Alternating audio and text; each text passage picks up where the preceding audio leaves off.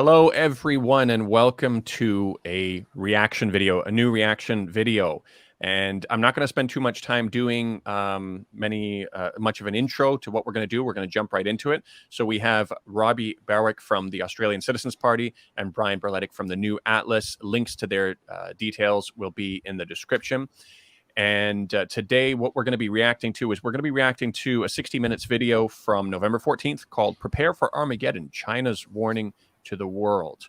So we are going to play that. It's a 20-minute video, just like last time. I'm not going to monetize this video. We might fast forward through some of it, and we will provide links to the original. This isn't meant to replace needing to watch the original. The last video was then monetized by 60 minutes, so that's fine.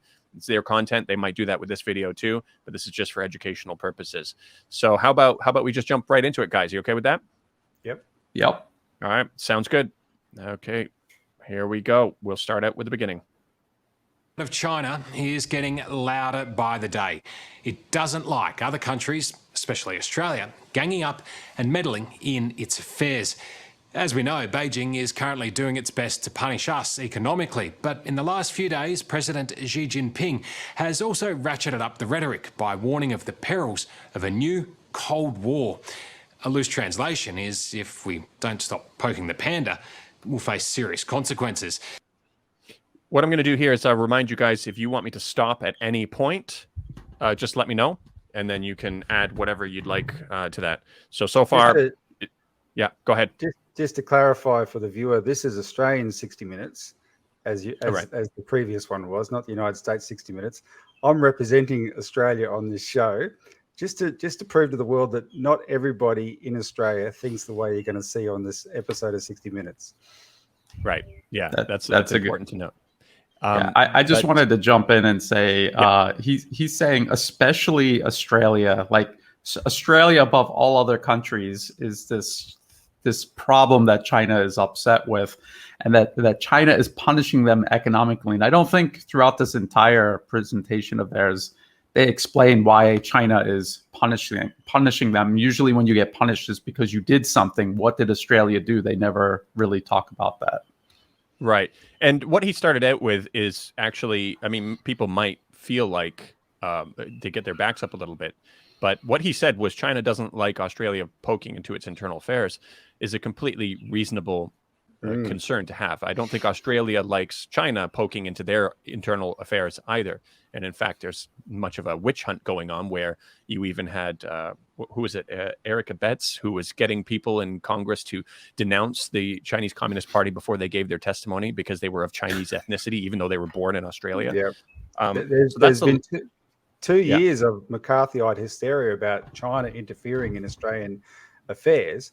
And that comment that the host here made is remarkably one of the most honest things about this broadcast, because very seldom do you hear it expressed as there's a side where Australia may be interfering in China's affairs, which of course is true. One of the points I often make when people carry on about China, and sometimes the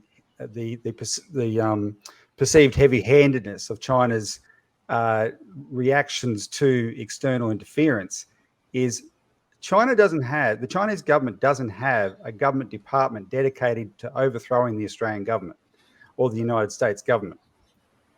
The United States government does. It has a department dedicated to overthrowing the Chinese government. And so China wouldn't be paranoid if we weren't out to get it. And it's most of the time it's not acknowledged. That was a refreshing turn of phrase in that opening. Right. Yeah, it is good. And then what we get into, too, is that what I think happens to set this up is I think they tried to find a Chinese guy who says the most strong things possible. When you listen to it in its entire context, some of it's a bit weird, but it's not that bad. When you compare it to the old 60 Minutes episode about what other people were saying towards China, and I'll play you guys a clip on that after, it was far more aggressive. But they don't lead with that. And I'll make my point on that a little bit later on, but we'll continue on from here and see what they have to say here. Now, it's worth taking that threat seriously because Xi controls the largest military force in the world.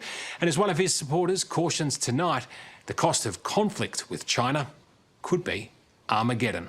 I just want to jump in real quick. They just said China's got the largest military in the world, which I don't actually think that that's true. Maybe certain metrics.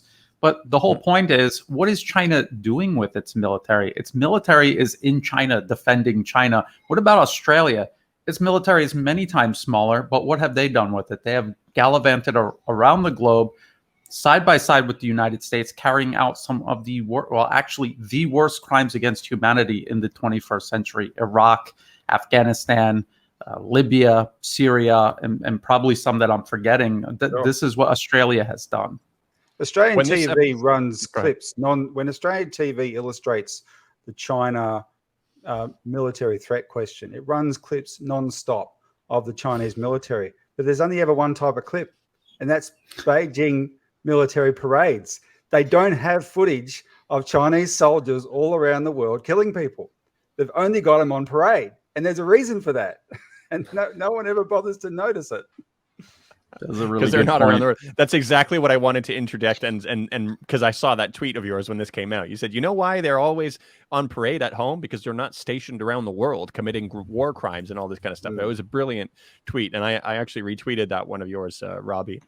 But absolutely right. We'll continue on. It's a prospect as terrifying as it is unthinkable. A military showdown between two nuclear-armed superpowers, the United States and China.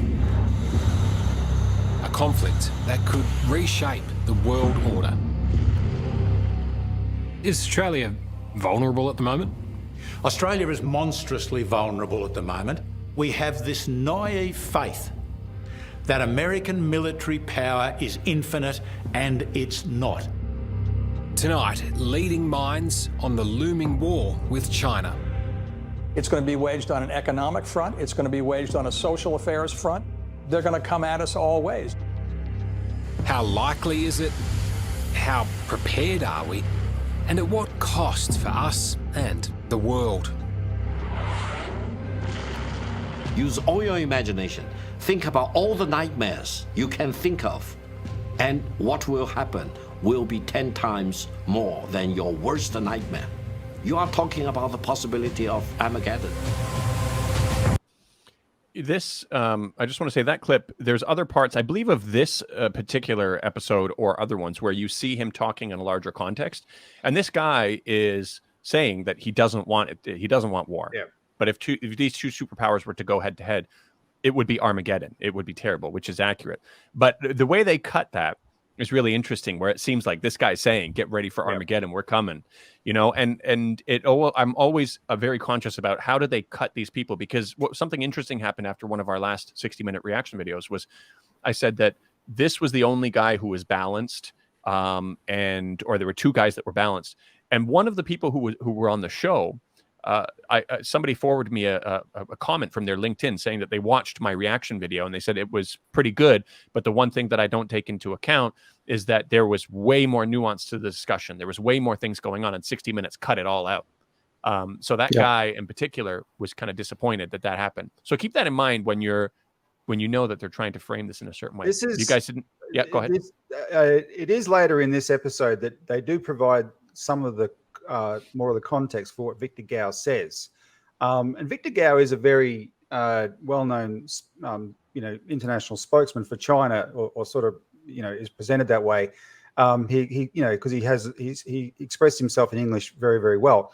And he does, and the context is provided somewhat later. This is the clickbait type lead into the show that backs up I get to see the ads they run in the week leading up to this episode, right? And it's all the clickbait stuff. But this is a theme, though.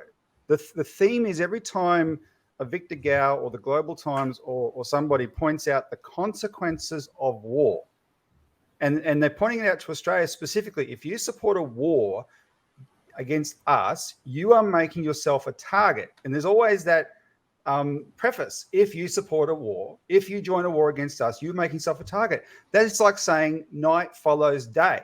But the way it's spun in the media is, we've just been threatened, we've just been threatened, we've just been threatened. And there's all this hysteria. And anyway, there is a more balance later, but that's the clickbaity headline that exactly narrative. Yeah. And for a lot of people, that's all they're going to see, though. They see those those trailers, and they get stuck in their head. Yeah. Even I was having breakfast with an Australian friend here this morning, and a bunch of other guys, and he was saying, yeah, but look at, because I spoke about the clip of this other guy, Captain James Fannell, who made some pretty strong comments in the last one. And he said, yeah, but China's doing the same thing, talking about Armageddon. I'm saying, wait, hold on a second. You probably just saw the trailer. You should see the full context of what he said. He said, yeah, he's probably right, because yeah, he did only see the trailers, but that's the risk. By the way, yeah. Either of you two may know better technically. That footage of the ships that we've just seen, I don't know if that's China's Navy or not. It looks like it might be. Whereas we've published some articles over the last few years in our publication about what constitutes these aircraft carrier groups that the US sails through the South China Sea and the Taiwan Strait. I mean, these things are terrifying. The firepower they pack, but all the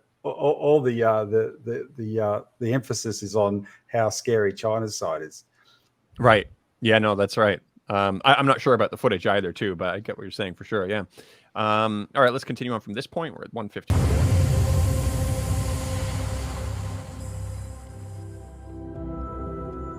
Taipei is a modern metropolis, capital of Taiwan, an island half the size of Tasmania, yet home to a population just about the same as all of Australia.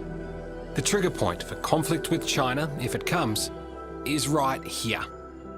Why do you think people in Australia should care about what's happening in Taiwan right now?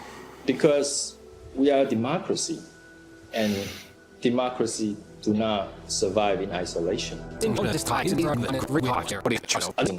Taiwan has been enjoying, our democracy and our liberties, our freedoms for the past few decades. And it is just unimaginable that, we would be reunified with I want to jump, if I can jump in real quick.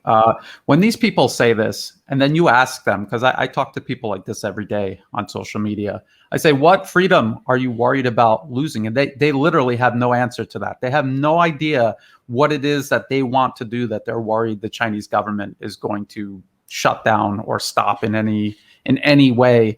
And then the idea that Taiwan is some sort of democracy or that they have free speech, it's not true, because people who are for reunification, they have been, in recent years, they have been completely shut down.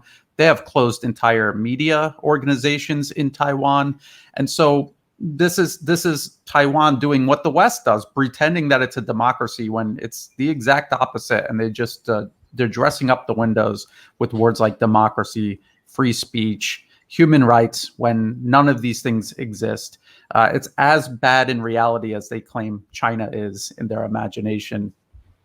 And yeah, go ahead. And the idea that the democracies don't survive on their own. I mean, that's 3 men on a tropical island can be a democracy. That's actually a formulation for empire. That's the Henry Jackson Society view from these neoconservatives in the UK that preach this idea that only liberal democracies are legitimate governments, and therefore everything else, they regard it as their duty to overthrow, to have regime change in those countries to install these liberal democracies. And that's just the 21st century version of 19th century British imperialism, right? But it's called democracy now. Exactly. Yeah, and I don't know the exact kind of, a lot of the times, I mean, a lot of people see my content. I'm way more vocal on Hong Kong than I am on Taiwan, because I know Hong Kong. I've lived there. I have a Hong Kong ID card. My kids were born there. And I was very confident to tell the story of what it's like, what's happening, and even suggestions about what should happen going forward. I don't know enough about Taiwan, but and that's why I don't have as much of an opinion. But I really, my personal feeling from a zoomed out, and I think that's important too. I think people need to recognize when they don't know enough to speak about a topic. And that's what a lot of people do with China. So I try not to do that with Taiwan. But from what I do know, I wish that the status quo could have been maintained. I don't think many of these people are reflecting on what are the ingredients that are going into this ramped up rhetoric. Yep. And you're talking about U.S. military having people training, forces in Taiwan. You have the U.S. military traveling closer and closer, and you know that they're going to use Taiwan. It seems like it's black and white for a lot of Taiwanese activists, where they don't reflect on that, saying, what exactly is the U.S. pushing us into? We had improving relations all of these years, and now all of a sudden, what's happening? It didn't happen in a vacuum. It happened in the context of this Cold War that's going on, and I think that's something that needs to be examined as well. I think it is worth documenting U.S. foreign interference in Taiwan, because my understanding is, like the rest of the world, Taiwan was increasingly integrating into China economically, such as the size and center of gravity that China became to the world economy, and happily so. And when a geopolitical decision was taken in Washington and backed up by the UK and Australia, etc., to change that, and we trace it back to the Asia pivot, right? 2011, roughly. There was, but Obama's decision. A lot of things have followed on from that pivot to Asia. Then Taiwan is one of the countries that took a detour the other way, and suddenly it's all about we're a threatened democracy. It's remarkable how much economic integration there is, though, but it shouldn't be remarkable because it is China after all. Right. And let me throw in this one little example. Actually, there was a lot of kerfuffle last year about the virus in Wuhan, and with all the claims, etc. I looked at it closely. The head of the Taiwanese CDC was right there on the spot in Wuhan, collaborating with the Chinese officials in the first week of January. In practice, a lot of collaboration, a lot of cooperation, and that's the way it should be, right? So there's a political faction that's doing the bidding of the same foreign powers that my country's doing the bidding of, who want to make it something else, but it's not representative of reality as far as I can see. Yeah, absolutely. Yeah, go ahead, Brian. So, I just wanted to build on what Robbie said about U.S. interference in Taiwan. Around 2014 was the Sunflower Movement, and this was being done in tandem with the Umbrella Movement in Hong Kong. They're directly connected. Taiwan has the Taiwan Foundation for Democracy, which is literally a franchise working in conjunction with the National Endowment for Democracy, the U.S. regime change funding arm. And so it is a captured political system. This guy is talking about democracy. Democracy is a process of self-determination. Everything happening on Taiwan right now is being determined in Washington for Washington's best interests. And we're talking about economic integration. It's like over 40% of Taiwan's exports go to the mainland. It is like de facto already being integrated. What would be in the best interest of the people of Taiwan is to continue, like you said, Daniel, the status quo, where it seems like it's in stasis, but there is this very slow, incremental, step-by-step process toward reunification where it moves naturally, and it'll stop naturally where it's supposed to stop, where you have the one country, two systems. And this is what would be in the best interest of people in Taiwan, obviously. Yeah. And declaring independence would be the exact opposite. Yeah, exactly. I think, when I say status quo, there was a continual improvement. And I think people need to realize that both Taiwan and China stand by the one China principle. Yep. Again, they have different interpretations of what that means. But as they make those differences, as they consolidate those differences together, it could have become better and better. Economic integration. I remember, so I own a brew pub, as many people know here. And I used to get some ingredients from the U.S. and I figured out that Taiwan had some of the same ingredients and they were pretty good. And when I started ordering from them, it was really easy. I think it was through a Xiamen port. You can import it over. You have express import, duty-free importation, and it was really seamless. And so I've been dealing with that Taiwanese company ever since. And so there would have definitely been a natural progression if there weren't these outside forces coming in and trying to stir up trouble. And the U.S. has a history of this over and over again. And so even going as far back as the Korean War, there were clandestine operations by the CIA via Taiwan through to Fujian province. When you look at Tibet also, we all know that they were, and I've mentioned to my audience many times, they were training rebels in Camp Hale, Colorado, to redeploy back into China. Like, China has been under attack constantly for a long time. And then people have the nerve to say, why is China getting so defensive? You know, why are they getting? Why are they acting this way?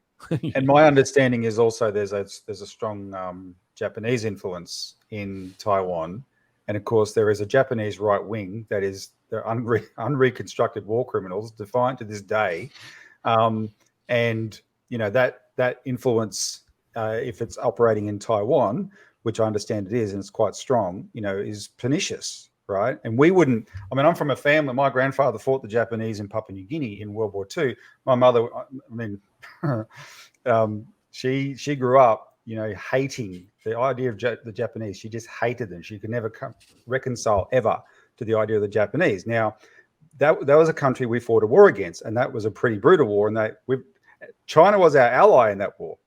But now I'm happy we're friends with the Japanese, right? Despite all that, I'm very happy we're friends with the Japanese. Why can't we be friends with the Chinese, who were our allies and didn't do anything bad to us?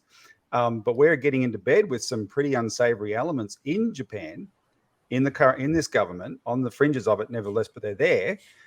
People would be surprised at their attitude, and that influence in Japan, in Taiwan, cannot be healthy, but very, very easy to exploit. We're only at 3 minutes. this will take a while. we'll try.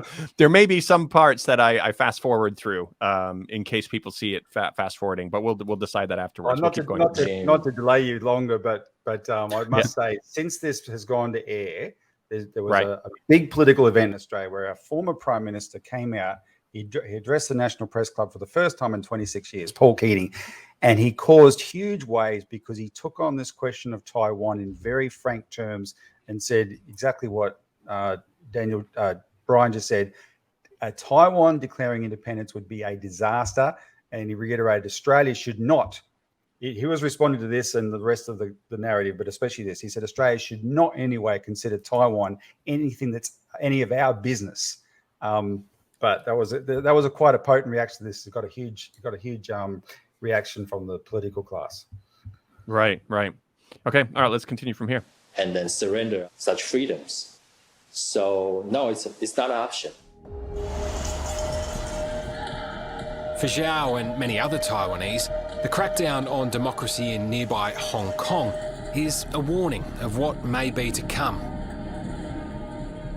They lost their basic right to vote, to elect their officials, to speak their minds, to protest.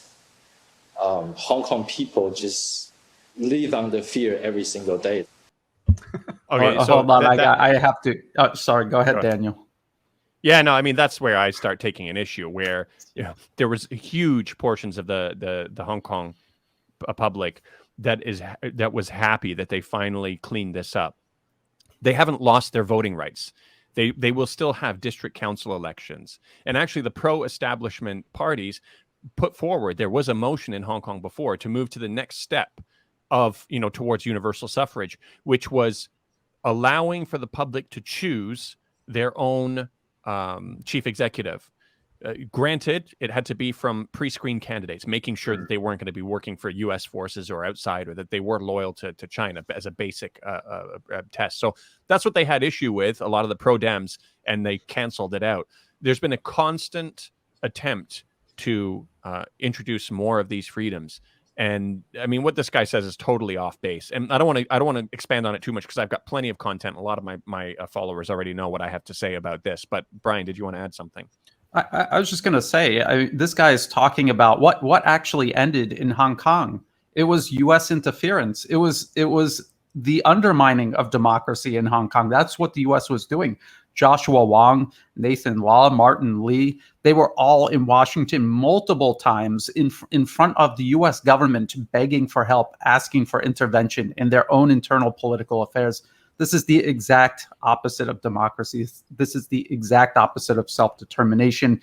He's worried about China. He's part of China, but he's worried about China telling him what to do. What about Washington telling you what to do? Why is that such a more attractive prospect than sovereignty within China? I just don't understand these people, because it doesn't make any sense. And they can look around the world where the U.S. has interfered or intervened. And I would like them to point out one success story. They can't. And that's what's in the future of Hong Kong if the protests continued, and it's what lies in the future for Taiwan if they continue down this path. And can we just acknowledge? Can we just acknowledge in this age of Me Too, there is a murdered girl whose body was put in a suitcase, whose murder has gone unpunished, and murderer is walking around free because of the politicized reaction to what was a perfectly reasonable request to have an extradition law. And how do I know it was a reasonable request? Australia agreed to do an extradition law with China as well, except just a year or so before this. And because of this Hong Kong riot year, the anti-China forces in Australia were able to stop that decision from being ratified here as well. But our government happily entered into an extradition treaty with the Chinese government because that's how you actually collaborate to solve international crime and make sure crimes don't go unpunished. It was perfectly reasonable, and the way that was demonized is just completely beyond the pale. Yeah, I think people get drunk on this word freedom without actually thinking about what it means. Like, so for the safety element, you literally, so you have this killer is living next door to some people, is walking around free in Hong Kong. And I mean, is his freedoms important? Like, nobody cares about this. Nobody cares about their safety around this guy and what he's done. Yep. They've just totally forgotten about him and the political games that Taiwan played around this, because they kept saying, even if the extradition law passes, they won't accept this guy back on any sort of an extradition law. And then what happened was, there was a pastor who convinced this killer while he was in prison on unrelated charges for using her bank card or something like that. They got him on some technicality. And the pastor convinced him to turn himself in and fly to Taiwan himself after he was released from prison. And he agreed. He says, okay, I'm going to do it. And Taiwan refused that also. He says, no, if you send him over on a plane, we're not going to accept him. So they weren't going to accept him with an extradition bill. Now they're not going to accept him with an extradition bill.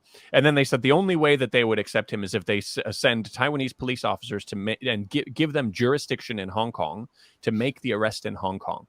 Like, they were making all of these. It was just like they were making the situation absolutely impossible. And it was it was a political circus. And nobody cares about this. So, and I want to just quickly, I know this might make it drag on a little bit, just very quickly, New York Times reached out to me. They're going to do a piece on so-called pro-China YouTubers. And one question they asked me, they said they're going to be including a clip of mine where I said that the rot in Hong Kong needs to be cleaned up. And it was a video I made in support of the Hong Kong national security law. He says, can you tell me what you mean by that? I'm almost certain he's going to try to spin this into a negative, saying, oh, look at these pro-CCP shills, like they usually do. And so what I said to him is, I said, sure thing, I'll expand on the rot comment. If the U.S. had been dealing with rioters throwing Molotov cocktails at police, knocking their teeth out, stabbing them in the necks, throwing acid at them, burning down shops, beating women in the streets, lighting people on fire, and killing people with bricks, all while Chinese Communist Party officials flew in from Beijing to meet with and praise these protesters. Plus, on top of it all, you had an American protest leader flying over to Beijing to testify in front of the National People's Congress, asking for support and talking about containing America. But the U.S. had no national security laws or sufficient legal mechanisms to put a stop to this activity. I would also call this a rot and an issue that needed to be fixed. Well, that's exactly what happened in reverse with Josh Hawley, Ted Cruz, Joshua Wong, and the rioters in the streets of Hong Kong. Hope this helps clarify my position. So of course, people would not accept that. Of course, people would never accept that. And I put that, I switched around the scenario and saying, what if this happened in the US, so that it will become easier for them to empathize with. But also, there's an issue here. Those things that I mentioned in that hypothetical and then said, well, actually, all of these things actually did happen in Hong Kong, are things that the New York Times seems like they went through great effort to hide from their audience. So how are they going to quote my answer without inadvertently telling their audience about all the things they failed to report on over the past, over the year plus of protests and riots? It's going to be really interesting to see what he does. He might do what BBC did when I did something similar and just totally drop me from the article, but it will be interesting to see what happens. I think they're going to, oh, sorry, go ahead, Robbie. Just a little plug. I encourage everyone to get on YouTube and type in Hedley Thomas, Hedley Thomas, Hong Kong. And you'll see at least one, maybe two interviews he did on Sky News Australia. This is a top Murdoch journalists, of top investigative journalists. And usually Murdoch is the big war machine media here, and they absolutely are. But he was in Hong Kong that year, and eventually got too much for him. And he came out, and because he was their star reporter, they had to hear what he said. And he was just incredibly frank about just how bad, what the actual truth on the ground was in Hong Kong.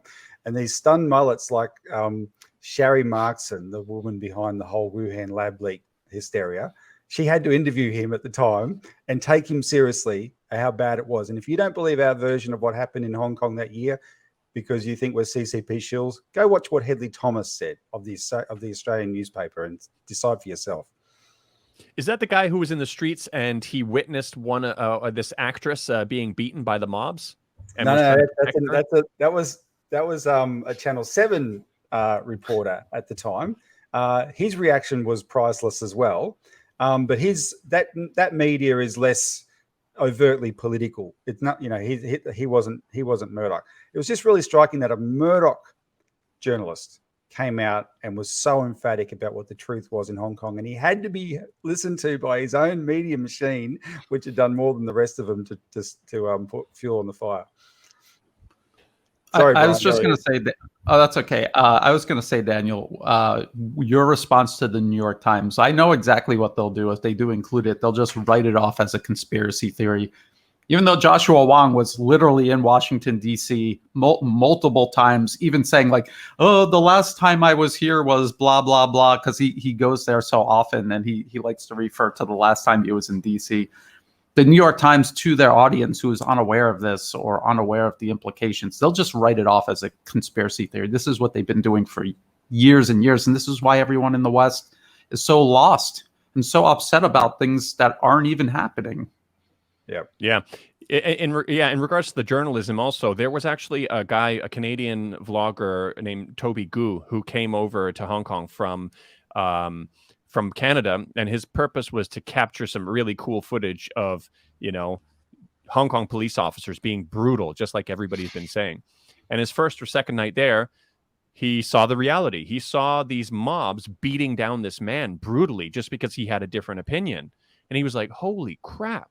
And he put it out on his YouTube channel, and he said, this is crazy. This is actually what's happening on the ground. This isn't how you... This isn't what you do. This isn't freedom of speech. Like, what are you guys doing? Or whatever exactly he said. But then he ended up getting death threats, and people were coming after him. The Hong Kong protesters were like, we're going to find you and stuff like that. So he was locked up in his hotel room, and he was putting these videos out saying, guys, I can't leave my hotel room. I'm getting death threats. I don't know what to do. And Tom Grundy, the head of Hong Kong Free Press, he put out a tweet because he says, this guy is wearing a journalist vest and he's not a real journalist. Now, keep in mind, at this point in time, there were tons of fake journalists. There were protesters who would put on fake journalist uniforms, vests, and then when they're ready to riot, they take it off. And this has been caught on camera. Or journalists holding police back, obstructing arrests and stuff like that. He never reported on that. He had never had a problem with those fake journalists, but he had a problem with this fake journalist who managed to report something that the Hong Kong Free Press tried so hard to play down for so long. So what he does was he says, here's a picture of this guy. This guy is tarnishing journalism or whatever it is. He's not a real journalist. Confront him. And this was after he already said he was getting death threats and he was hiding up in his hotel room. The head of Hong Kong Free Press did this. And when I called out Tom Grundy on that, he blocked me. And he doesn't. He likes to do that. Yeah. So this is what we're talking about. What was going on in Hong Kong? The level of freedom they had, and what this guy's talking about, saying, "Oh, they lost all their freedoms to be able to lynch people in the streets that don't agree with pro-democracy protesters." That's what ended. Yeah. So yeah, all right. Let's continue here before we're never going to get through this. So we all hope that it doesn't come to this. China is increasingly vocal about bringing what it views as a renegade province to heel, stepping up its warnings to the rest of the world. Hold on, not to drag this out too far. They're saying it's a renegade. China's imagining that Taiwan is some sort of renegade province. The AUKUS alliance, Australia, UK, US, their official stance, unofficial US, UK, Australian government website says that Taiwan is part of China and they only recognize one government, the People's Republic of China in Beijing, not the Republic of China. But even Taiwan's own constitution, if you read through it, they say that Taiwan is just one part of the rest of China. It's a province of China. So they're acting as if China's imagining this. This is what China says. This is what the people in Taiwan say. This is what the US, Australia, and UK say. So again, just the way they word things as if this isn't true. It's absolutely, this is one thing that everyone agrees on. Taiwan is part of China. The selective reporting is definitely rampant throughout the entire narrative. I mean, you know, with Chinese jets flying through the Taiwanese airspace, well, you know, as many people already know by now who follow us, what's their air defense zone, which includes more China mainland land than it does Taiwan land. And it's like they take these little bits of information out to create this really selective image and a very incorrect perception on what's actually happening. And it's very deliberate. Yeah, we'll continue from here. In its business.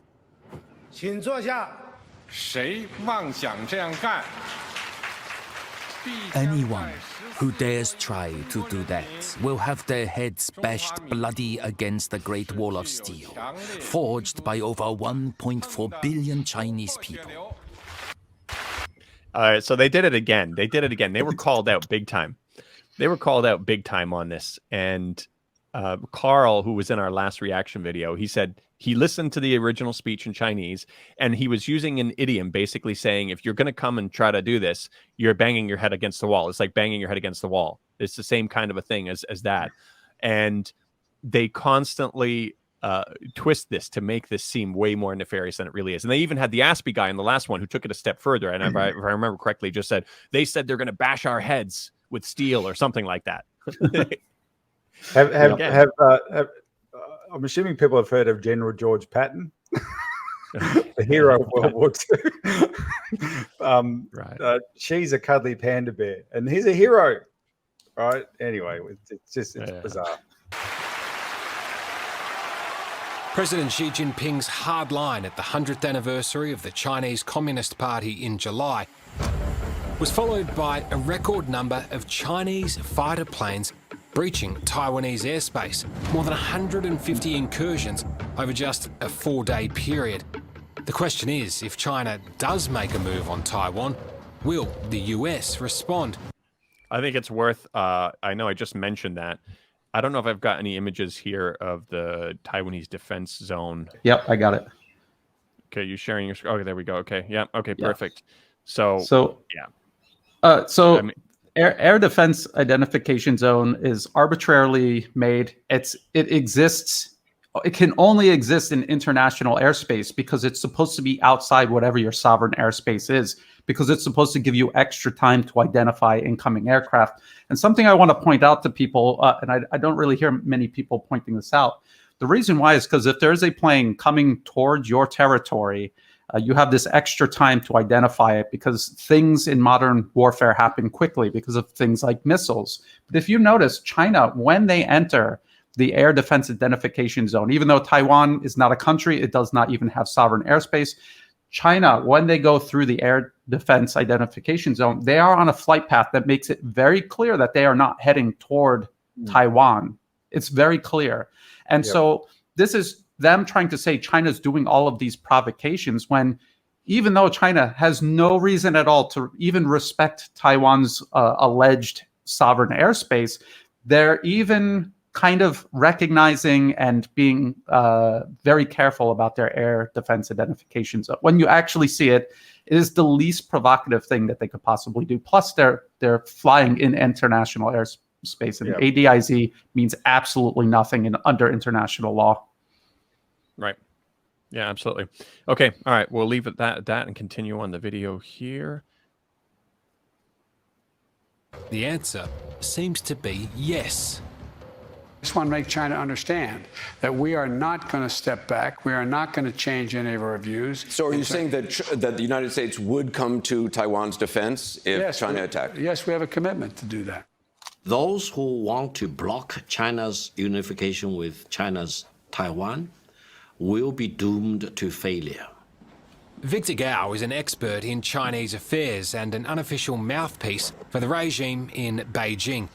Vice President of the Centre for China and Globalisation think tank, he's a former diplomat who was the interpreter for communist leader Deng Xiaoping. If the US does intervene in Taiwan and Australia supports them, what will happen to Australia? Listen, if Australia goes to fight together with the US soldiers in China's drive for reunification between China's mainland and China's Taiwan, then you are talking about the worst thing you can dream of. A war between China and the United States will soon escalate out of control, and that will be Armageddon, Armageddon, and Armageddon. And this is what I hope the Australian people will come to realize, that you need to deal with China with respect as much as you give to the United States. That's a little bit hawkish for me, but still, if this is the best they could find in comparison to what you have being said in the other direction, that's pretty tame. And asking for as much respect that is given to the U.S. is a very, very reasonable request. I agree. Am I able to share my screen? Yep. You go to share on the bottom, and then after you share it. I just share screen. Okay.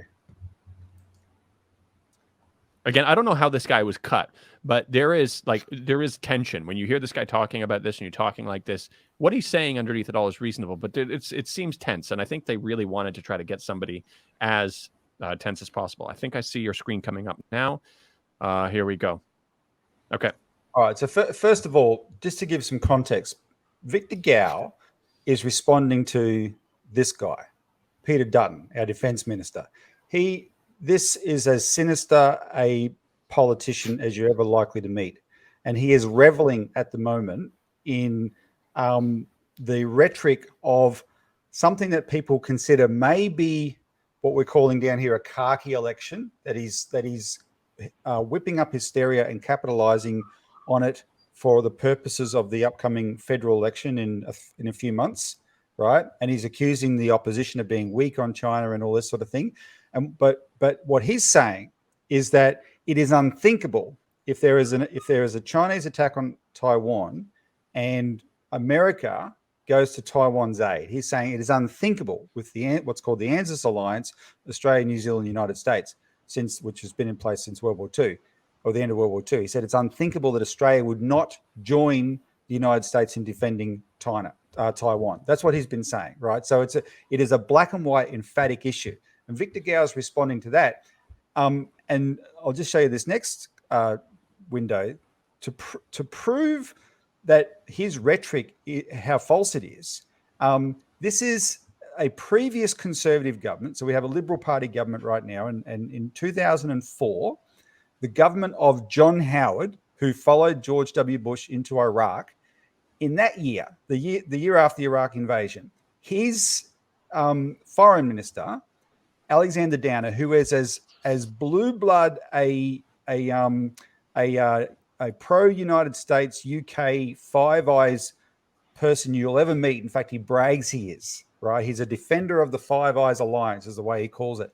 He was happy in 2004 to tell Beijing that if the United States goes to war over Taiwan, Australia would not join it. That was our position in 2004, which the current government now says is unthinkable.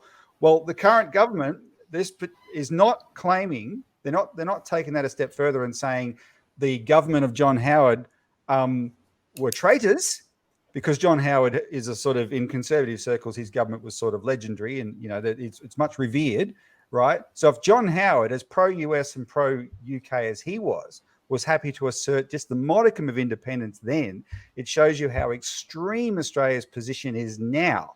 And if it's black and white, if the position that our defence minister wants to express all the time is that black and white, he's going to elicit a black and white response from the Chinese, and that's what he got from Victor Gao.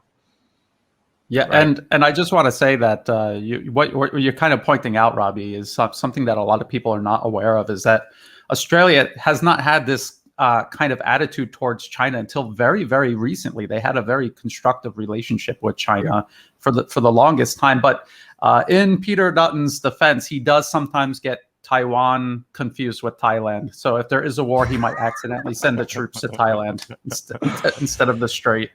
You better be careful there, Brian.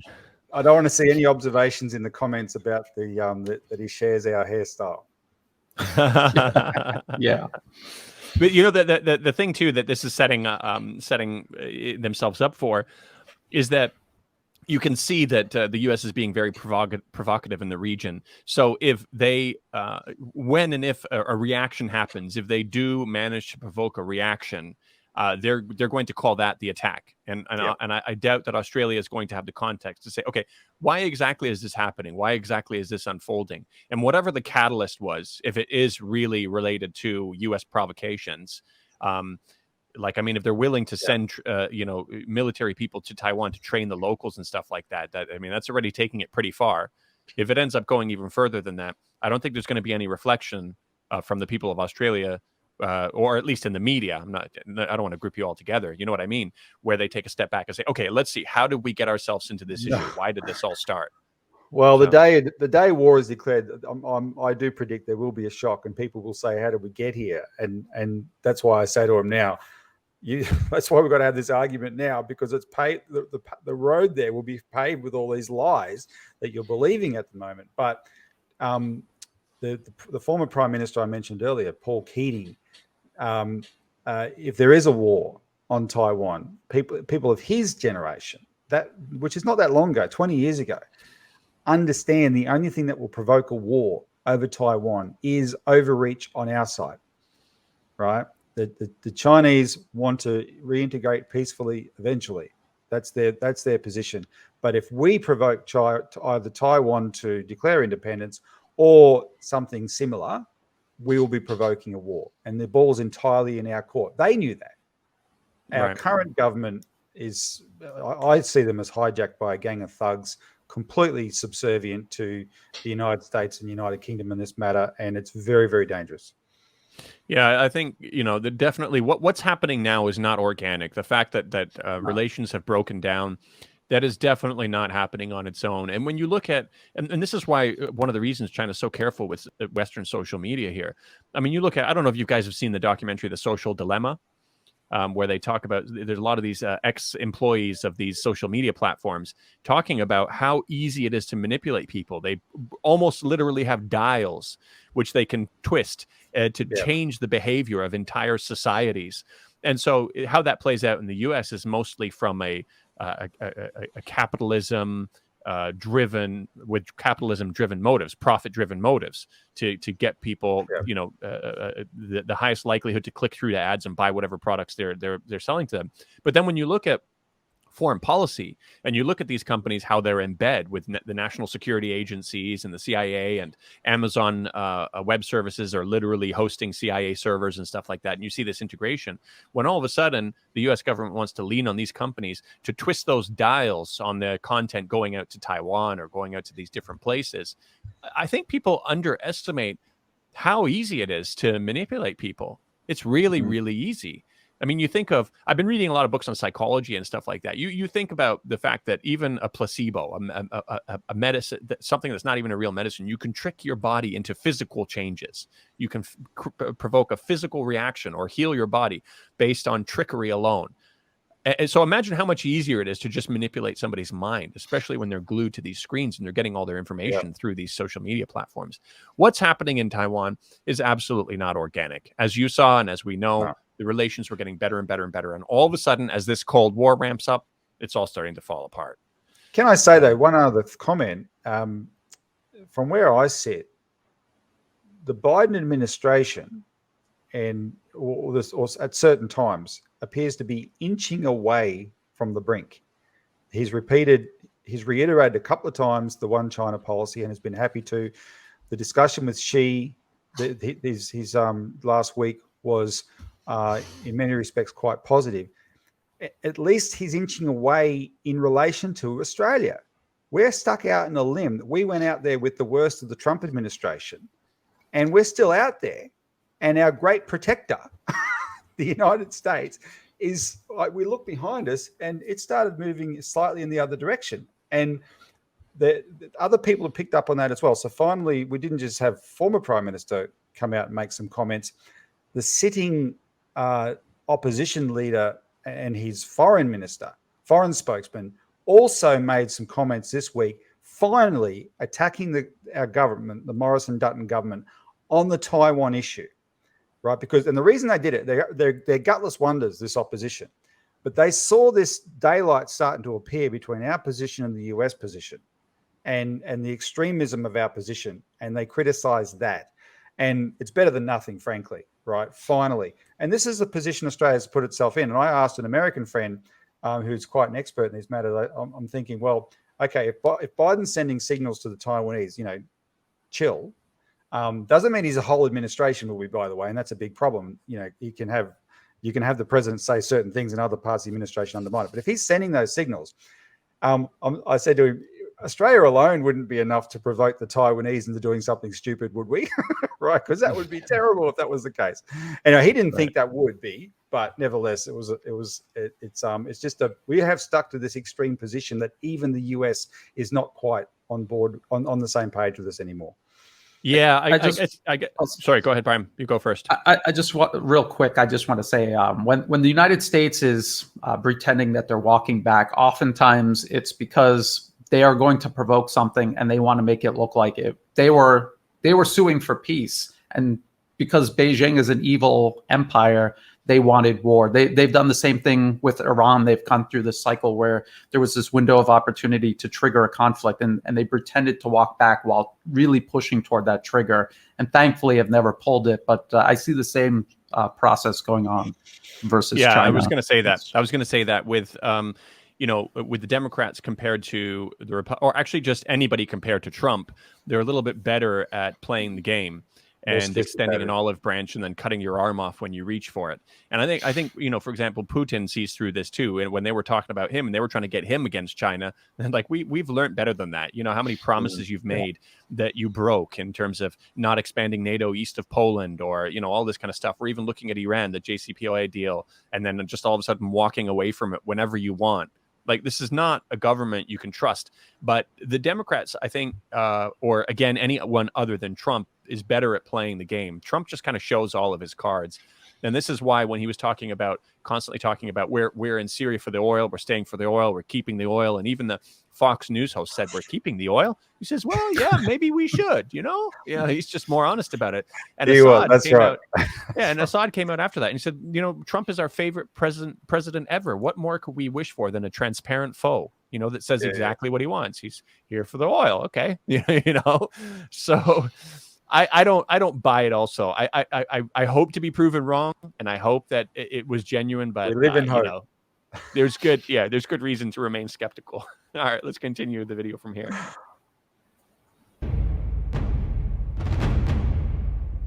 Through simulated invasions, China has been showing off the military might it could unleash if Taiwan puts up a fight. At the sprawling Zuraha training base in Inner Mongolia, troops are schooled in street-to-street combat in a mock Taipei. As you can see from these satellite images and from these photos, there's even a building with an extraordinary resemblance to Taiwan's presidential headquarters. Okay, hold on. Just 1 second, real quick. And if I could share my screen real quick. All right. Let's see here. Here we go. Yeah. They try to make it like, oh, China is insane. They've got like this replica of Taipei, and they're like, this is part of their territory, and they are training for a worst case scenario about something we know as foreign interference in their internal affairs.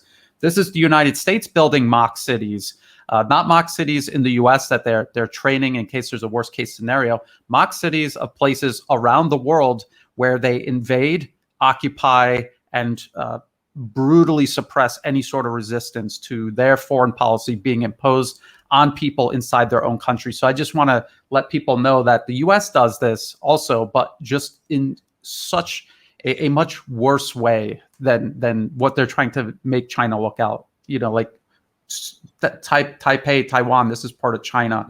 Where is it? What part of the US is this? It isn't. It's Afghanistan. They've done this for Iraq. They've done this for many places, that they're going overseas thousands of miles from their shores to attack.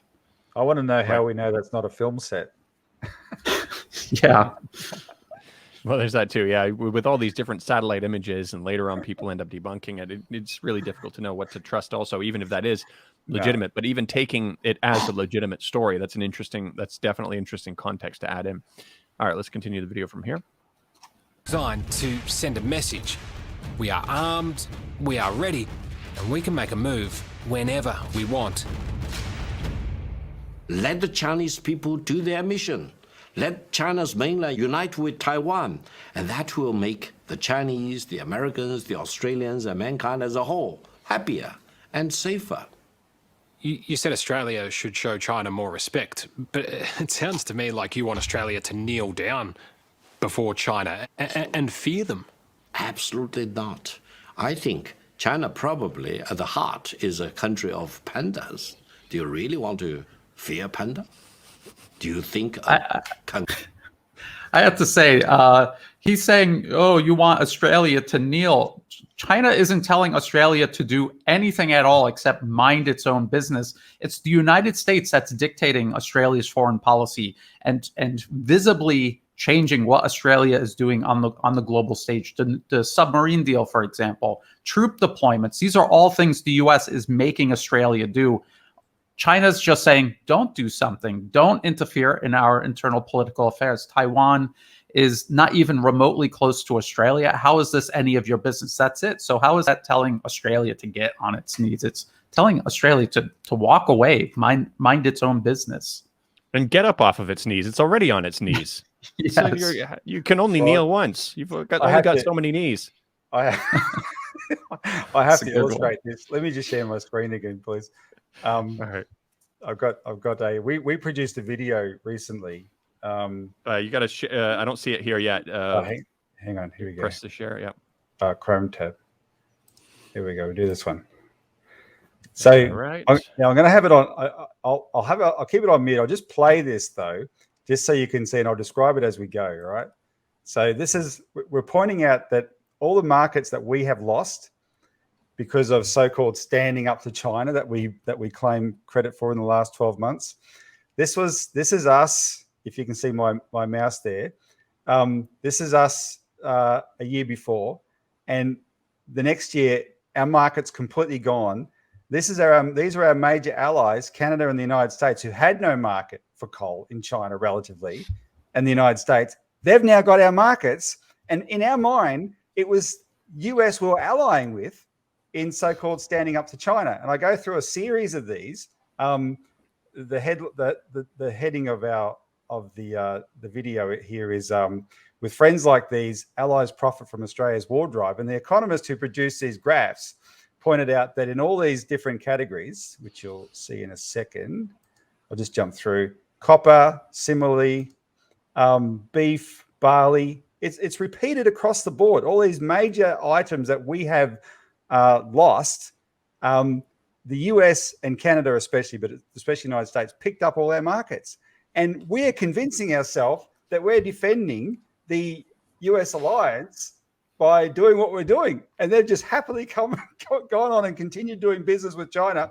Yet when Biden got elected, his Asia expert, the guy who's I forget his name, the guy who's credited with the Asia pivot in 2011, he said to Australia, we will not do deals with China while they are coercing you economically. Rubbish. Their exporters are laughing all the way to the bank for us standing up for them supposedly in the alliance. Okay. All right. So I've got to readjust my comment. It's hard to kneel down when you're already bending over for someone else. This isn't a matter of just kneeling. It's embarrassing. It really is embarrassing. All right. Let's continue the video. Fear a panda? Probably not. A panda probably will run away in front of a leg-kicking kangaroo. This is what we will get all the time from, as people say, the panda huggers. I believe that the Chinese Communist Party's aim is to be dominant in this region and perhaps dominant in the world. And this is a zero-sum game. Like when they say this is always the excuse they use to ramp people up. They say that because they're doing this with Taiwan, or because it seems like they're getting more aggressive. Where do we stop? Where does it stop? Then are they going to take whatever, Guam and all this kind of stuff? Like, this is the argument they use, but there's no evidence. There's no basis for that at all. Full disclosure, this is Lieutenant General Jim Molan, who is now a senator in the Australian Parliament, and he's a senator for the Liberal Party. I've met Jim Molan just once, but I had a meeting in his office on a different matter, an economic matter. He's the perfect gentleman. Straight out of a military finishing school type of guy. But he epitomizes the saying, if you're a hammer, every problem looks like a nail. That's all he is. He can only think in military terms. Now, I don't want to overstate this, but he is so much a part of the Anglo-American worldview that he also represents somewhat the dark side. He has been called the Butcher of Fallujah. This is the gentleman who led Allied operations in Fallujah in Iraq. And if you know the story of Fallujah, it was awful, right? That operation was awful, with all the various techniques they applied. Right. And I was conscious of that when I met him. He's been criticised in the Parliament somewhat, but he's fiercely defended by all the patriots. Now, I'm not calling him that I'm just saying that's just representative of who he is. These are people who do not have any capacity for self-reflection whatsoever. Right. And he's the one who just described the world as a zero-sum game where we have to be absolutely suspicious of everything China may be intending to do in a country that's its own territory, yet he would have zero capacity for self-reflection of the fact that he perpetrated what some people have called a war crime in Fallujah in Iraq, where we had no business being. I mean, this has to be pointed out, right? I mean, the spent uranium, the white phosphorus. I mean, there are kids still being born with birth defects there from this stuff, and so. What he's talking about is, he's even theorizing that China may one day do something, but still not as bad as what they actively, continually, regularly do. Yeah. It is pretty weird, and lacking a lot of important reflection. Did you have something to add? One other thing. When they talk about China, invading Australia or Japan, this is so ridiculous, but they're depending on the ignorance of the public, how the military in any country operates. In order to do something like that, to project power like that, you need an immense amount of infrastructure to do it. And China doesn't have it, and they're not building it. So it is literally impossible for them to do that. They don't have the airlift capacity. They don't have the sea lift capacity. They have none of these things in place, and they're not trying to put any of these things in place. So if they wanted to do that, they would have to build all of those things. Everyone would see them doing it, and you would have years before it was even a possibility. So this is just a complete distraction, and it is complete fiction. It is, but it is the narrative. The narrative is Taiwan's a democracy, and if Taiwan goes, Australia's next. And it's like, why would you assume that? Paul Keating addressed in his National Press Club address, but that's the narrative that just gets peddled around, and it's a simple-minded view.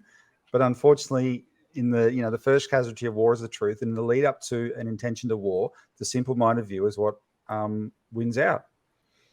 Yeah, there's only one country in the world that has the logistics, the networks, the lily pads, the bases to be able to invade any country they want.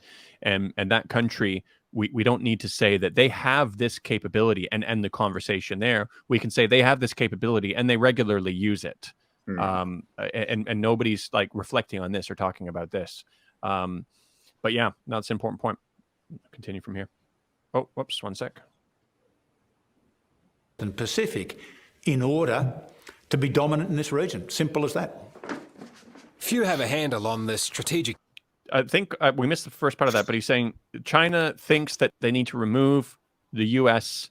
from the Pacific, from this region, in order to be dominant instead of just for security purposes, just to feel safe.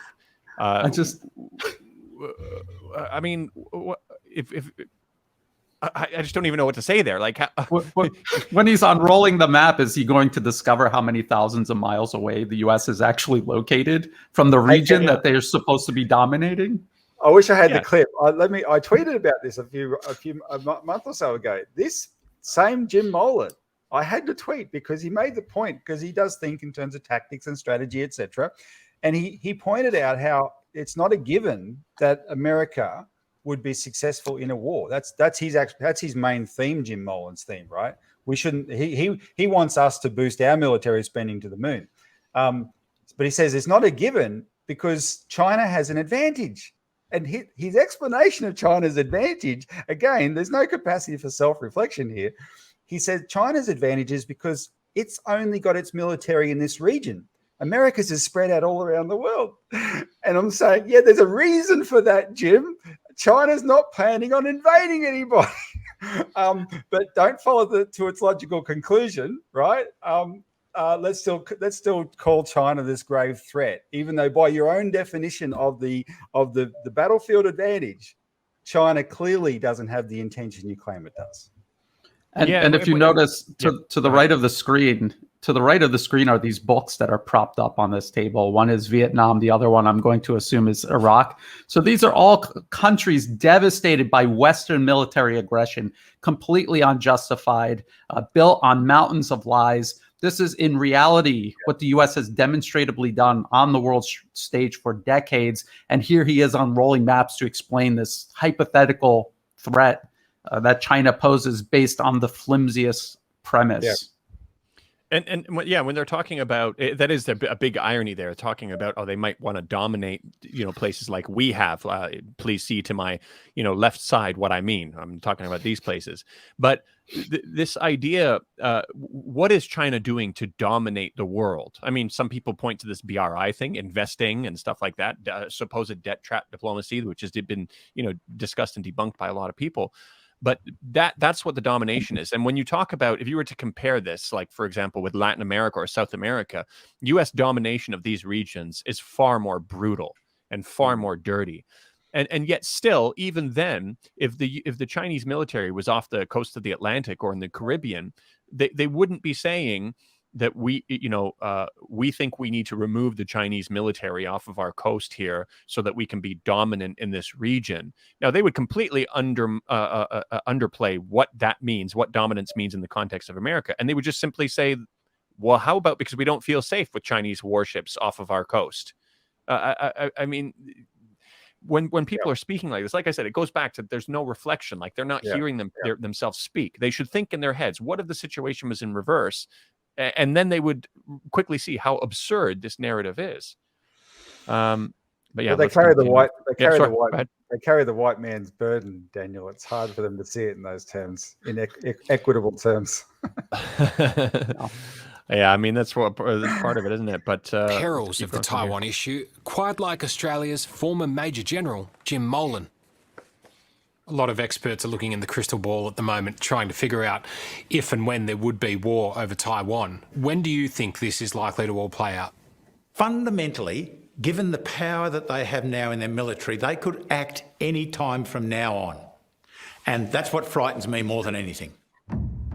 So if a move on Taiwan does happen, how's it likely to play out? Jim Molan believes there are three likely possibilities.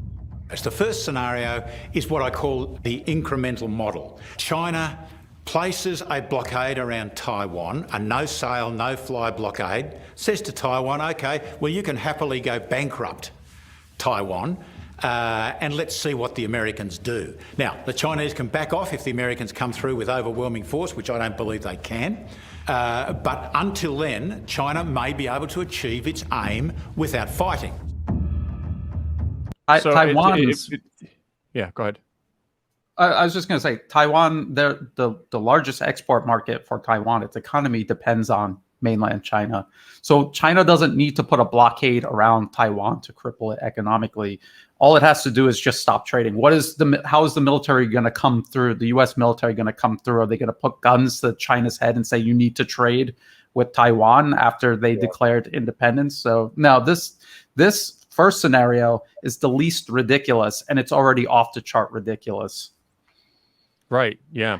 what was I going to say? I lost my train of thought. So we'll it illustrates there was a famous exchange between Franklin Roosevelt and Winston Churchill that is highlighted in the first episode of The Untold History of the United States by Oliver Stone, if you've ever seen that, where Roosevelt says to Churchill, "You accuse all these other countries of doing what you have almost exclusively done for 400 years. You accuse them of wanting to do that, right?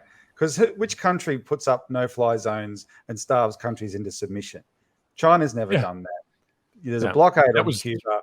That's the MO for regime change in Iraq, in Libya, etc. That's how they do it. Their allies are putting a blockade around Yemen right now. I mean, exactly. That's exactly the point I wanted to make. They're continually, over and over again, theorizing that China may one day do what we already do. It terrifies me that they may invade this place 70 miles off of their coast, kind of like we did halfway across the world to someone else. It terrifies me that they'll ever act even half the way that we do. I mean, that's exactly what's being said here. Yep. The second scenario is a sudden attack, a Pearl Harbor type attack, to take out all the American bases in Japan, in South Korea, and in Guam. And then they turn around and say to Taiwan, "Well, what do you reckon, Taiwan? Do you want to be destroyed by us?" Okay, hold on. One quick. And he's talking about China just for no reason, just suddenly attacking U.S. troops in all of these places that are not the United States. South Korea is not the United States. Japan is. The U.S. has its troops occupying all of these countries and this island that was never theirs, isn't theirs. Yeah. And I mean, the irony is just off the charts where China might do this thing to Taiwan that even we recognize as part of China. And then they might attack our troops in all of these places that are thousands of miles from our own shores. It's just incredible. Yeah. It's incredible exceptionalism. Yeah. I mean, it's again, a reflection. What if it was in reverse? What if the Chinese were building military bases in Cuba and the Barbados and all of these places? And some Chinese commentator is saying, "Oh my gosh, they might attack our military installments, which are surrounding the U.S." Again, just think about it in reverse, and then you can realize how ridiculous this all is. To do them both. The second China starts targeting U.S. military assets, surely then it's a very slippery slope towards all-out nuclear war. No, I don't believe that's the case. America would be foolish, even though it may have suffered a tactical defeat, to use nuclear weapons because it would start losing American cities. It's a terrifying prospect, the two biggest powers in the world going toe-to-toe. But as you'll see, there are strong reasons to believe war is not as likely as some might think. Can we just make a quarry on the northern outskirts of Melbourne seems an unlikely testing ground for the weapons of tomorrow. But here, a war game in miniature is underway. 3, 2, 1.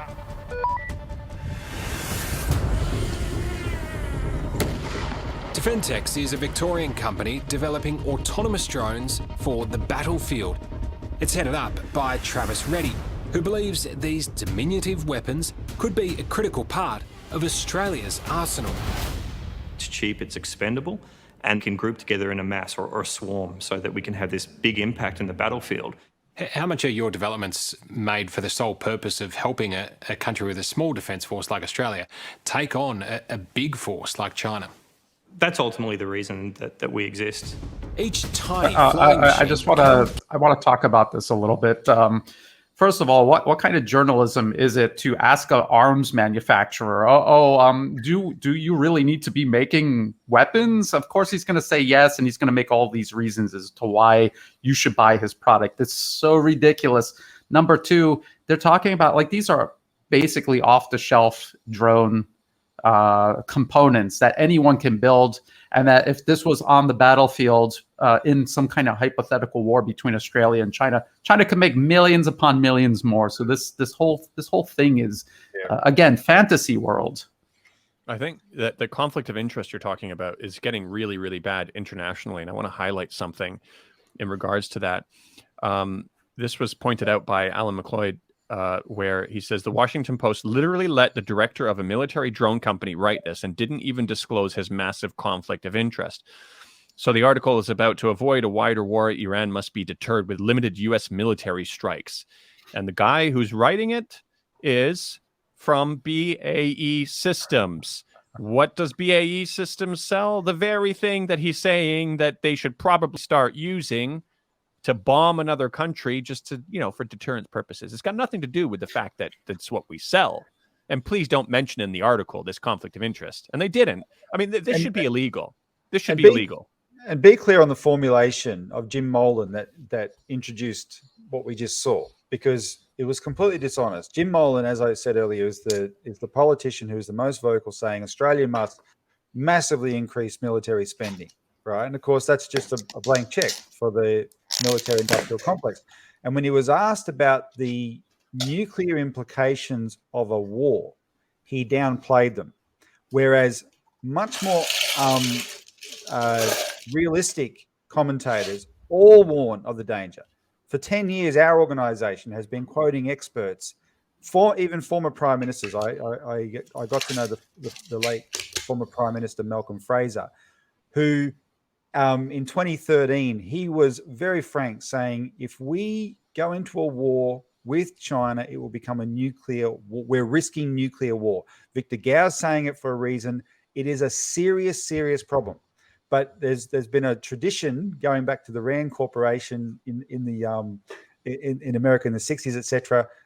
There's a certain class of nutcases who try and downplay the seriousness of nuclear conflict as if it's somehow survivable or it won't happen, right? So that they can push the world to the brink and maximize the profit for this industry.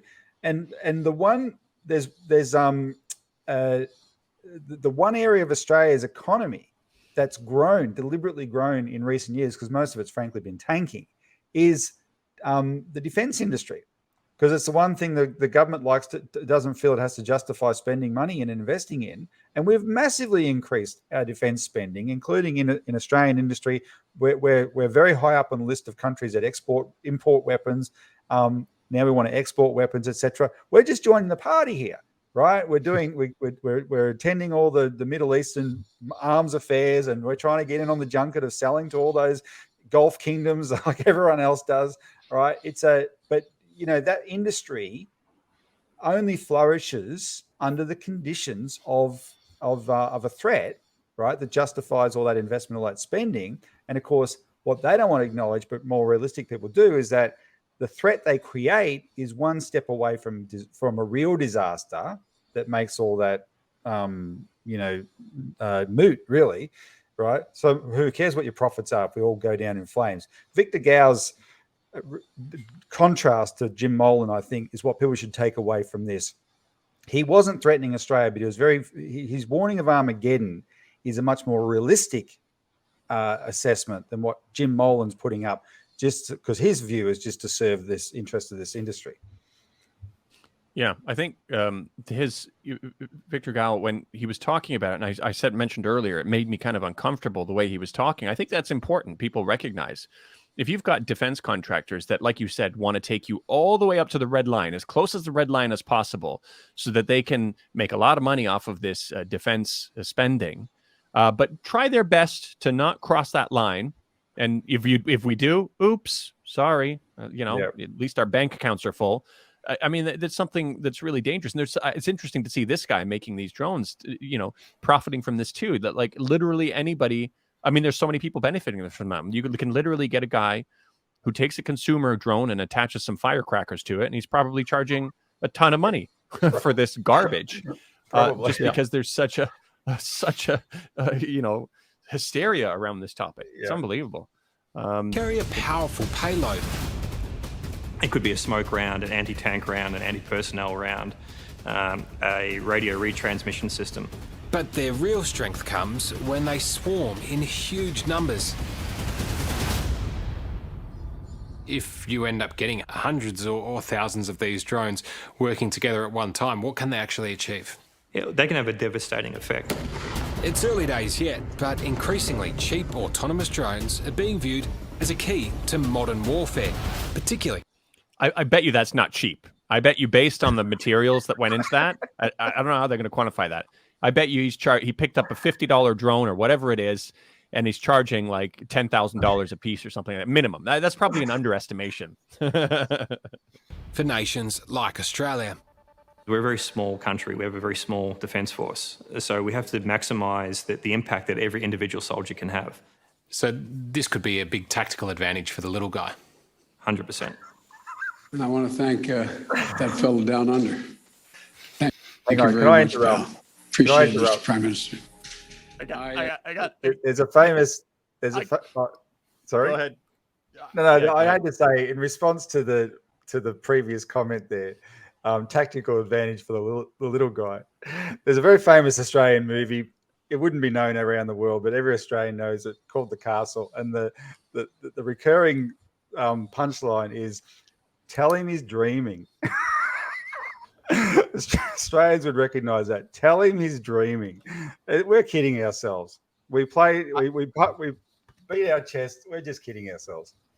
I can't believe they played this clip unironically, though, because they didn't they didn't show the beginning part where he turns to Boris Johnson and he's like, "Okay, yeah, thank you, Boris Johnson," and then he looks over and he clearly does not remember your prime minister's name, and he's like, I just want to thank that fella down under also. It's like he's like, is it a president or prime minister? I don't even remember that. The fella down under. But they cut out the beginning, which shows that he literally forgot his name, and how you're just being completely taken advantage of. And the president of the United States of America doesn't even know your prime minister's name. I mean, but they played this unironically. The nation, just be clear, the nation's being taken advantage of. This government isn't. They're in on this. This guy, the fellow down under, he's definitely in on this. He's a turd. Is there a rating on this show? He is. There is nothing redeemable about our current prime minister, and it was so funny to watch that, because this was news live first thing in the morning because of the time difference, right? And Joe Biden, and you know, the irony is, the year before, Trump gave Morrison a state dinner in Washington.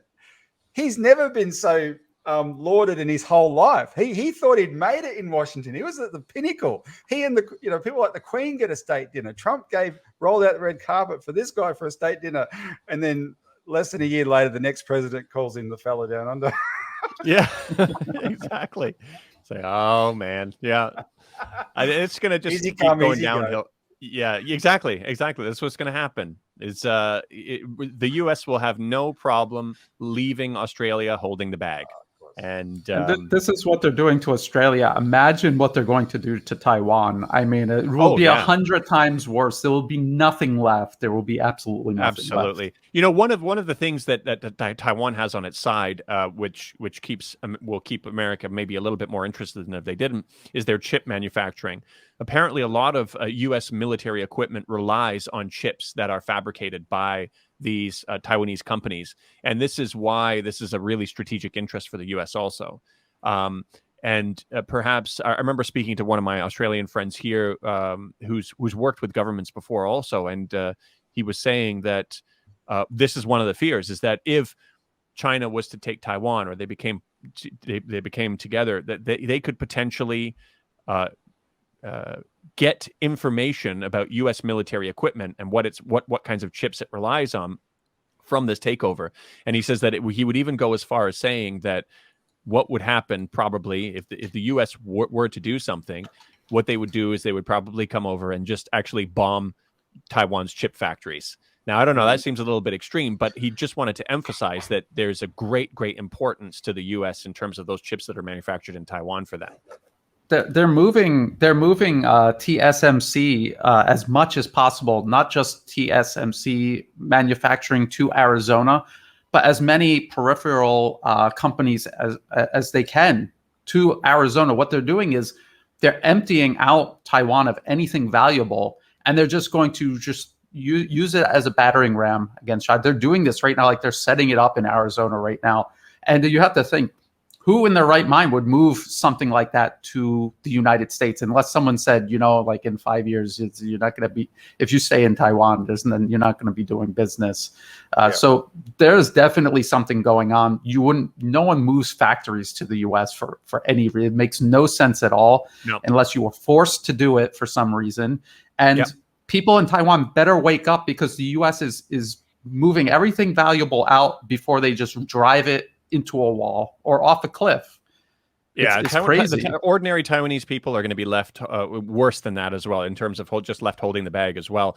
And you're right. I mean, there was it was interesting because just shortly after the U.S. said that they were going to start to police the world on corruption, global corruption, they ended up getting they ended up lobbying for one of the executives at Samsung in South Korea to get him taken out of jail, to get him because he had a sentence for all this kind of corrupt. He was already convicted, and he got released after the U.S. lobbied for that. And one of the reasons was, and they said that directly, that he was one of the only people that could sign off on a deal that was to build this multi-billion-dollar chip factory in the U.S.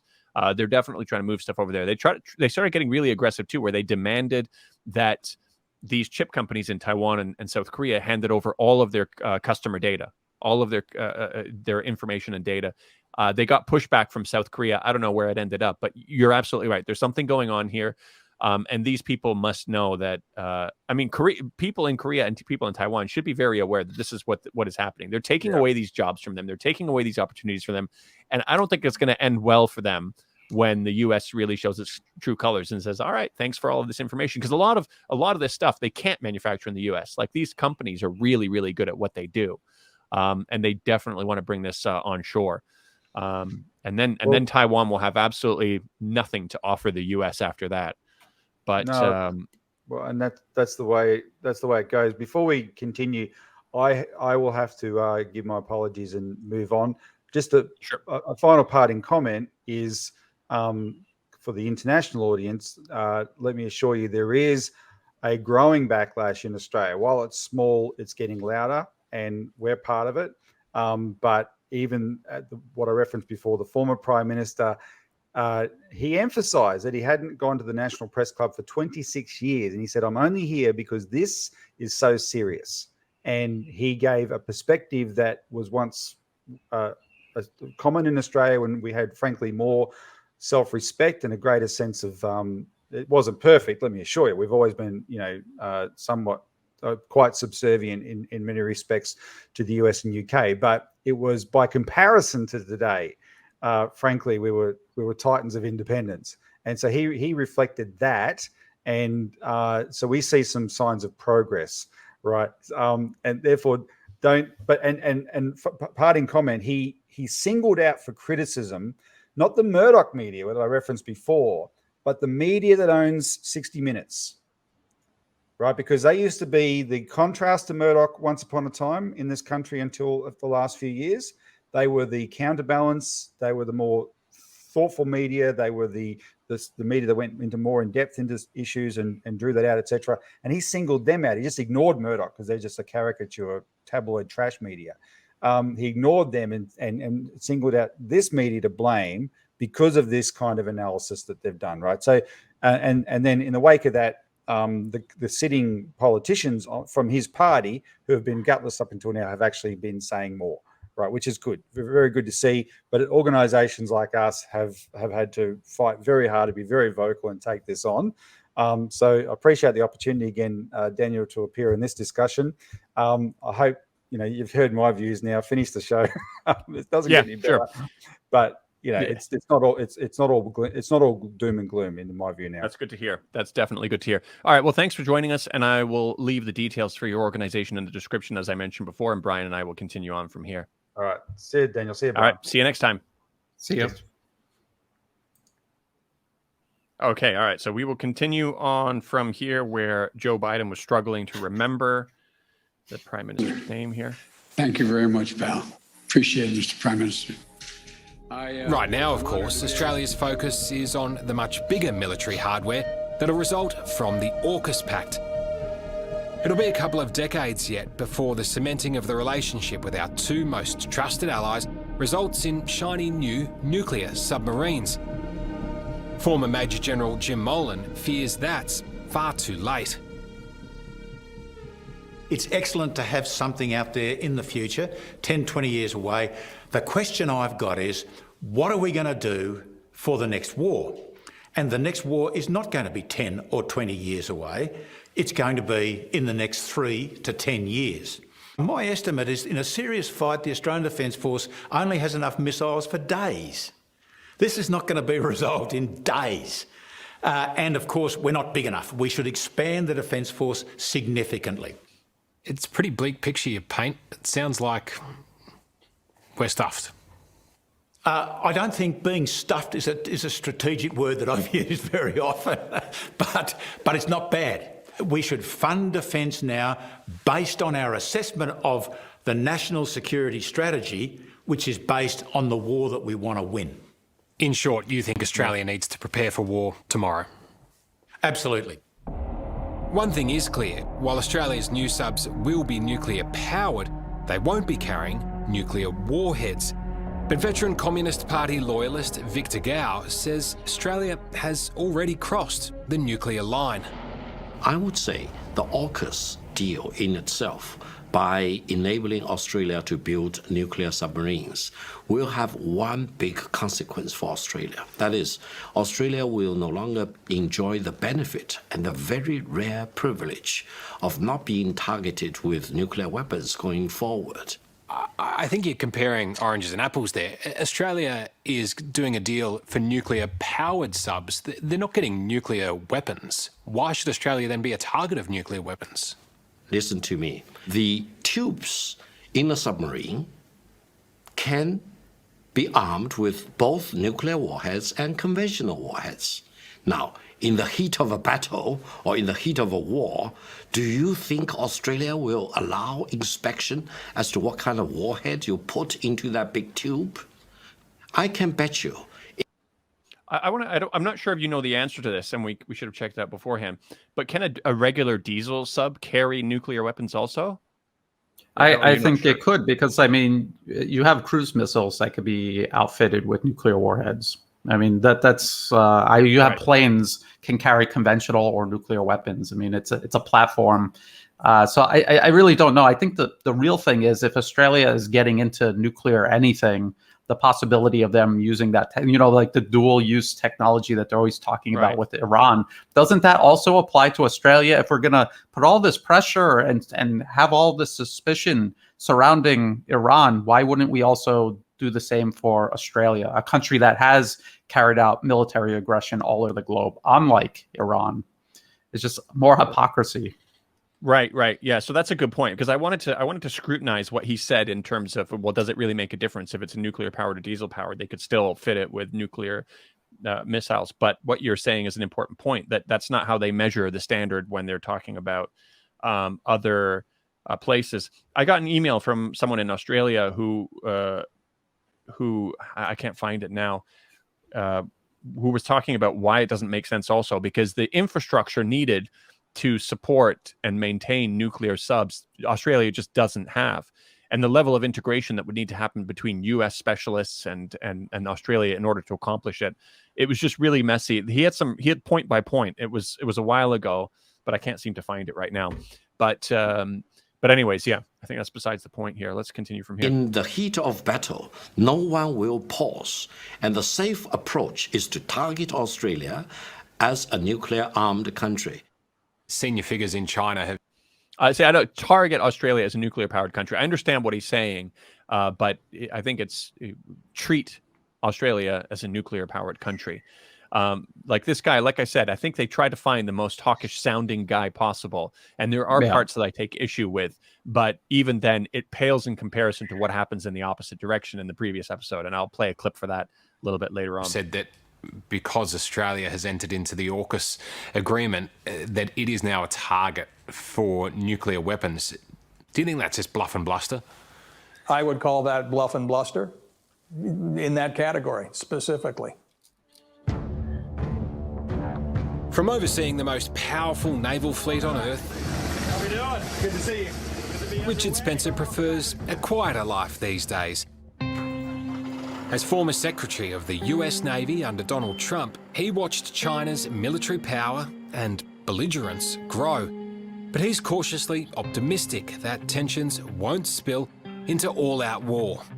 You know, China, I don't believe, is quote-unquote looking for a fight specifically to fight. It wants to flex its muscles.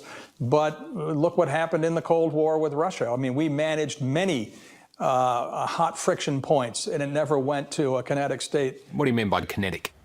You start firing rounds downrange. How likely do you think that is? I would hope that that's a far probability because it does no one any good. During the Cold War, mutually assured destruction prevented conflict as both sides feared the consequences of the other's nuclear arsenal. But Richard Spencer believes war will be prevented this time by a different threat of destruction: economic. In this modern, globalised world, China and the US are each other's largest trading partners, so in reality, highly dependent on each other. It's a very interesting symbiotic relationship when you trade and have very meaningful commodities traded with your competitor. You can't simply cut the line. You can't simply have some sort of knee-jerk reaction without unintended consequences. I guess that's where this situation is so unique compared to wars of past eras, because back then countries were self-sufficient, and now it is such a globalised economy that it's a completely different landscape. Completely different landscape. Financially intertwined, trade intertwined.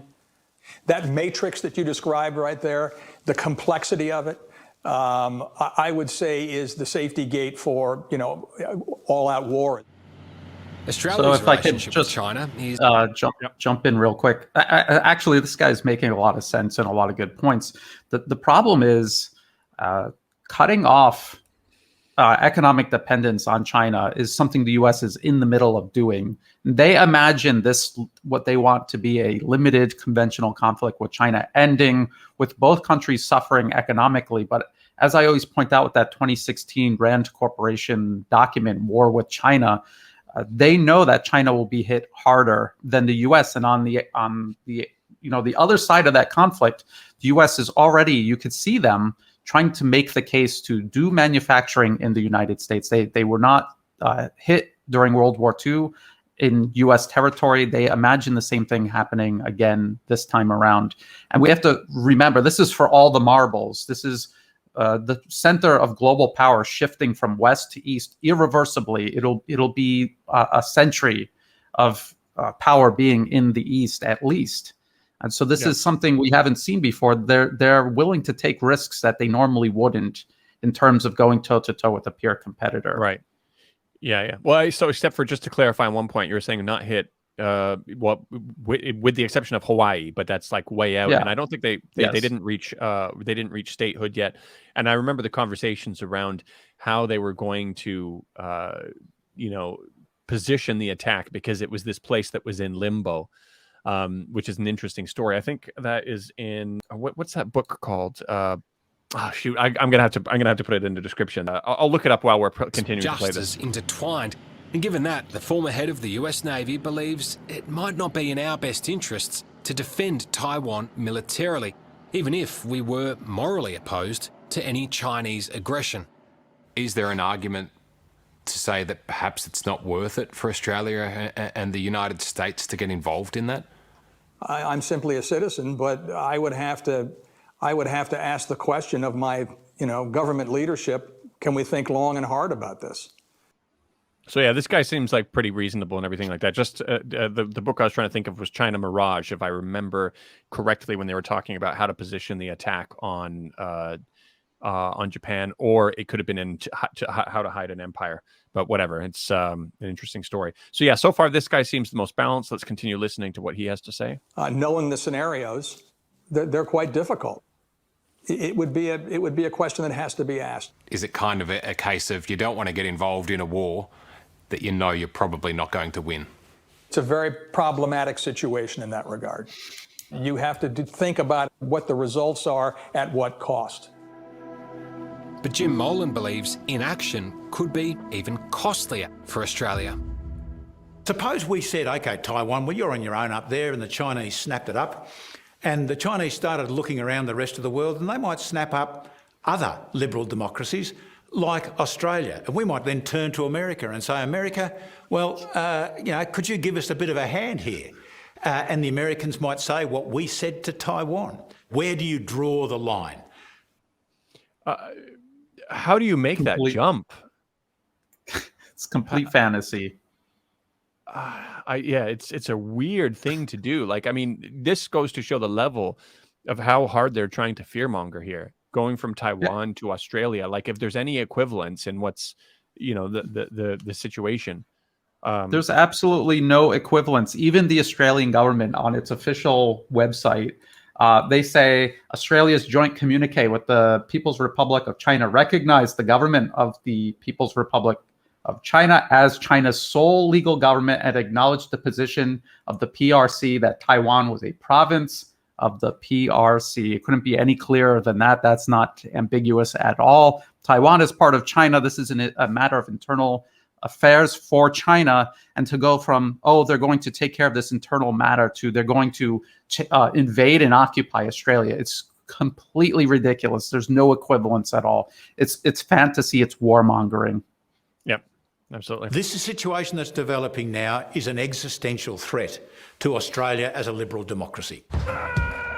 Hopefully that day of reckoning will never come, but there's no doubt we're living in perilous times. It's China's move now in this global game of chess, and everyone will be watching with bated breath to see what happens next. China has no desire to preach to the Australians. We are, after all, the largest trading partners. We play it right. You will have the best of the two worlds. You will have the United States as your staunch ally. You will have China as your biggest, largest, ever expanding and always affordable market. Please don't fight. Don't pull the trigger. Let's make peace rather than make war. So China is just a big, cuddly panda. Well, China prefers peace rather than war. That's the key. I think that's important that they included that. I'm really glad that they didn't cut that out. Because this guy, I got to be honest with you, this guy rubs me the wrong way in some of the ways he says things. But it's important that they included that this is his underlying message. Regardless if you don't like the way he worded things, this is his ultimate underlying message, which is very, very reasonable. And I'm going to contrast that. I'm going to contrast that in a moment to what we heard in the last 60 Minutes episode that we went through. Hello, I'm Tom Steinford. Thanks for watching 60 Minutes Australia. All right, so there we go. So that's that. And okay, we're ending up nicely because I got to go soon too. But that is the best they could do to pump up this fear-mongering. Now what I'm going to do is I'm going to play a short clip from the last 60 Minutes where you can hear a retired, I think it was Navy officer talking about what he'd like to do to China. And what I've done is, because what would have happened is this was buried in the middle of the episode. The intro of this 60 Minutes episode gives you no indication that there's these people being really aggressive towards China in their rhetoric and their language, but it's buried in there. So what I did was I pulled it out and I also overlaid my own images on top to really, because this is what they would have done if it happened in the other way, to really emphasize how genocidal this guy is sounding.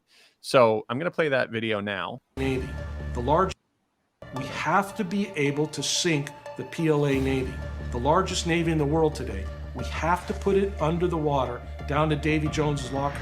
We have to sink that fleet. I want Xi Jinping and the next person and the next person to always wonder, hey, is there a nuclear missile coming down on my head right now? You think you're the angry guy with the axe? You have not seen anything yet. I should have overlaid some images of Urumqi to really emphasize, because it's like, hold on a second, you said you were caring about the Uyghurs just a second ago. Now you want the people of China to be constantly in fear that there's a nuclear missile coming down on their heads. Like, which is it? I mean, this guy sounds absolutely genocidal. And if they had sound bites from a retired Chinese naval officer saying the same thing, it would have been in every single trailer. It would have been upfront on every single 60 Minutes China episode for the next year. Like, so you Yes. compare, as if you felt uncomfortable by the way Victor Gao was saying things, even though that was his underlying message. Look at what's being said in the opposite direction. It's really crazy. So I'll leave you with, if you had any final thoughts too, because I'm gonna have to leave soon as well too. But Sure. yeah, if you want to wrap this up. Yeah, I was just going to say the one that we just went through. They're ending it saying it's China's move, as if everything depends on what China does next. And again, we're talking about Taiwan, part of China, recognized as part of China by all of these countries banging the drums for war with China. So it's not China's move. China's minding its own business. Taiwan is an internal affair, even according to the governments that are now claiming it isn't. So it's not China's move. It's the West's move. Are they going to provoke another war, yet another war based on a mountain of lies like they did in Iraq, Libya, Syria, what they did to Yemen, what they're trying to do with Iran, what they, the things that they've done in Ukraine? This is a pattern. It's not China. It's not China this time. It's the West again. So I think that's just important to keep in mind. Absolutely. Okay, so maybe we'll wrap it up there. We did this one in under 2 hours, so that's good. Yes, great. And I'm sure we'll have another reaction video soon too. So as I said before, I'll put your details in the description for anybody who wants to check out your channel. And thanks for joining, and we'll see you all next time. Take care. Thank you.